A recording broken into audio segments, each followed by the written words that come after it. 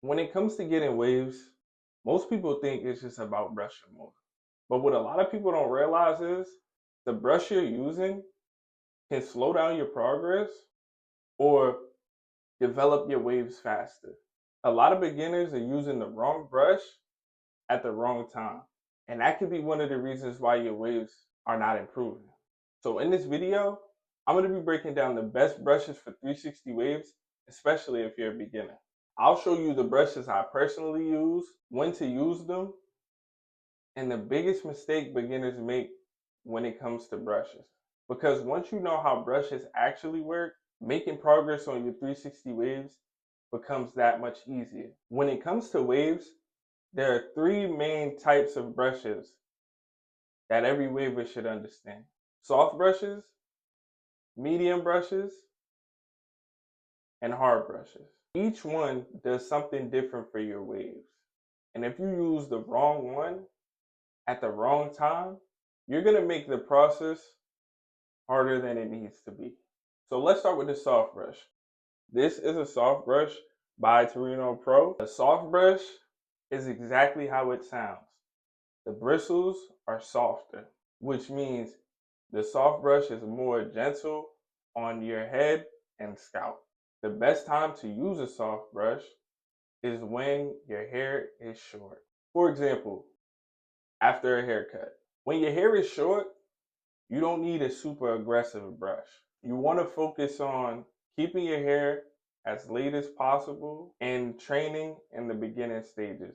Another good time to utilize your soft brush is when you're closing out your brush session. So say you just finished brushing your hair with a medium brush, you could follow up with the soft brush to smooth everything out, which will also help compress your hair and keep your waves looking neat. So if you're a beginner, a soft brush definitely needs to be a part of your routine. Next, we have the medium brush. This is probably the most important brush for most wavers.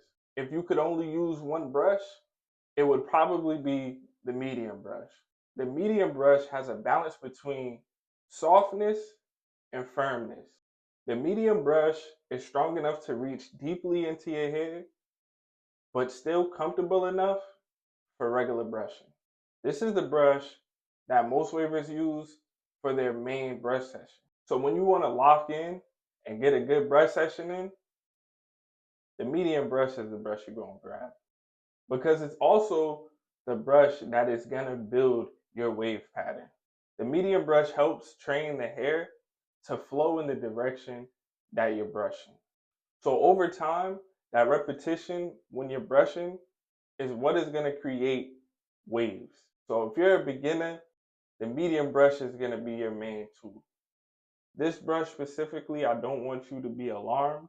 Whenever you're purchasing a brush or looking at brushes, you may come across brushes that say shower brush. This Torino Pro medium brush is also multi-purpose. So it is titled a shower brush, but you can use it dry. As long as the bristles are strong and firm, you can use it dry. Now let's talk about hard brushes.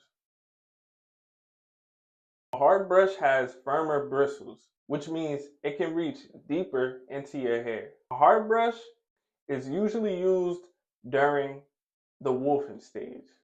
Wolfing is when you're growing your hair out over a longer period of time. And the reason for that is so your waves can develop and be more defined. When your hair gets longer, a soft brush or a medium brush may not be able to reach deep into your hair. That's where the hard brush becomes useful. The hard brush can reach deep into thicker hair and continue to train your pattern. But this is where beginners make a mistake. A lot of beginners start using a hard brush too early. And when your hair is short, using a hard brush can irritate your scalp. You may also hear a hard brush can speed up your progress. I don't recommend that because it is just an unhealthy wave habit, and again, it can be very harmful to your scalp. So hard brushes are always best when your hair is grown out a bit more. Waves are built through consistency, using the right brush at the right stage. You don't need to jump straight to the hardest brush you can find. If your hair is short, a medium or soft brush will usually always get the job done. The goal isn't to brush harder, it's to brush smarter. If you're just starting waves, the simple brush setup is this: a medium brush and a soft brush. The soft brush will help keep your waves laid down, especially after the haircut, and then the medium brush will train your waves. And as your hair gets longer, you can introduce the hard brush. But you don't need a huge collection of brushes to start your journey. That's going to happen on its own over time. For starters, you just need the right tools and consistency.